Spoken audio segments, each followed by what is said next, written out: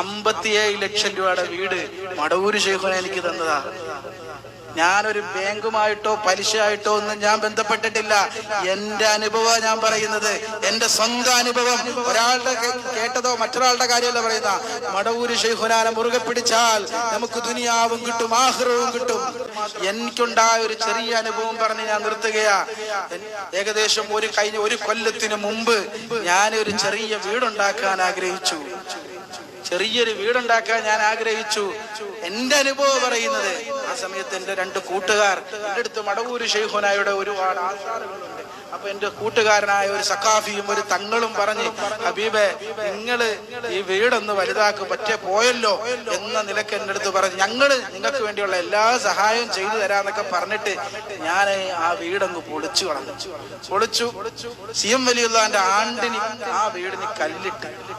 പഠിച്ചവനെ, അവര് കുറെ നോക്കിയിട്ട് നടന്നില്ല. വീട് ഏതായാലും 1 മാസം അവർ കുറെ ആൾക്കാർക്ക് പോയി നോക്കി, പക്ഷെ നടന്നില്ല. അവര് പിന്നെ അവരുടെ ഇതൊന്നുമില്ല. ഞാനാണെങ്കിൽ വാടക വീട്ടിലേക്ക് മാറുകയും ചെയ്തു.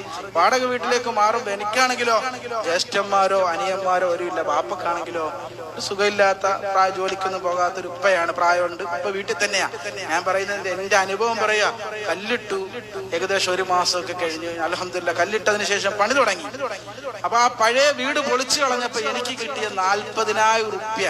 ആ പഴയ വീടിന്റെ ജനലും കട്ടള ഇഷ്ടികയൊക്കെ കൊടുത്തപ്പോ ഒരു 40,000 റുപ്യ കിട്ടി. അതിലൊരു 20,000 റുപ്യ കൊണ്ട് ഞാൻ ഒരു വാടക വീട് എടുത്തു. ബാക്കി 20,000 റുപ്യ കൊണ്ട് വീടിന്റെ പണിക്കിറങ്ങി. ഞാൻ അൽഹംദുലില്ലാ ഏകദേശം, എനിക്ക് തന്നെ അറിയില്ല, ഒരു പലിശയുമായിട്ടോ ബാങ്കുമായിട്ടോ ഒന്നും ഞാൻ ബന്ധപ്പെട്ടിട്ടില്ല. അൽഹംദുലില്ലാ എന്റെ ഒരേ ഘട്ടങ്ങൾ വരുമ്പോഴും ഞാൻ മടവൂര് ശൈഖുനയോട് പറയും, അതായത് ജനല് വെച്ച് ഇനി സൈഡ് വാർക്കണം, മേള് വാർക്കണം, 4 ലക്ഷം രൂപയാണ് എൻ്റെ അടുത്ത് കോൺട്രാക്ടർ ആവശ്യപ്പെട്ടത്. ഞാൻ എവിടെ പോയി ചോദിക്കാനാ, ആരെടുത്ത് ചോദിക്കാനാ? ഞാൻ മടവൂര് ശൈഖുനാനെ പോയി സിയാറത്ത് ചെയ്തു. അന്ന് രാത്രിയിൽ എന്നെ ഒരാൾ വിളിക്കുന്നു. അയാള് വിളിച്ചിട്ട് എൻ്റെ അടുത്ത് പറയാ, ഉസ്താദേ ഞാൻ നിങ്ങൾക്ക് അക്കൗണ്ടിൽ കുറച്ച് പൈസ ഇടുന്നുണ്ട് കേട്ടോ, നിങ്ങളുടെ അക്കൗണ്ട് നമ്പർ ഒന്ന് എനിക്കൊന്ന് പറഞ്ഞേരി എന്ന് പറഞ്ഞു. ഞാൻ നമ്മളെ സ്നേഹിക്കുന്ന ഒരാള് അല്ലെങ്കിൽ കാഫിലെ കാണാൻ അതൊന്നും എനിക്കറിയില്ല. ഞാൻ അയാൾക്ക് പറഞ്ഞു കൊടുത്തു, അക്കൗണ്ട് നമ്പരൊക്കെ കൊടുത്തു. 4 ലക്ഷം രൂപ ഞാൻ കണക്കും പറഞ്ഞിട്ടില്ല, അയാളോട് ഒന്നും പറഞ്ഞിട്ടില്ല. ദിവസം ആളെ വിളിക്കുന്നത് വെള്ളിയാഴ്ചയാണ്, തിങ്കളാഴ്ചയൊക്കെ ചൊവ്വാഴ്ചയൊക്കെ നിങ്ങളുടെ അക്കൗണ്ടിൽ പൈസ വരും കേട്ടോ എന്ന് പറഞ്ഞു. അങ്ങനെ ഞാൻ നോക്കുമ്പോ അൽഹംദുലില്ലാ തിങ്കളാഴ്ച രാവിലെ സുബൈക്ക് എണീക്കുന്ന സമയത്ത് ഞാൻ ഫോൺ എടുത്ത് ഇങ്ങനെ നോക്കിയപ്പം എൻ്റെ അക്കൗണ്ടിൽ 4 ലക്ഷം രൂപ.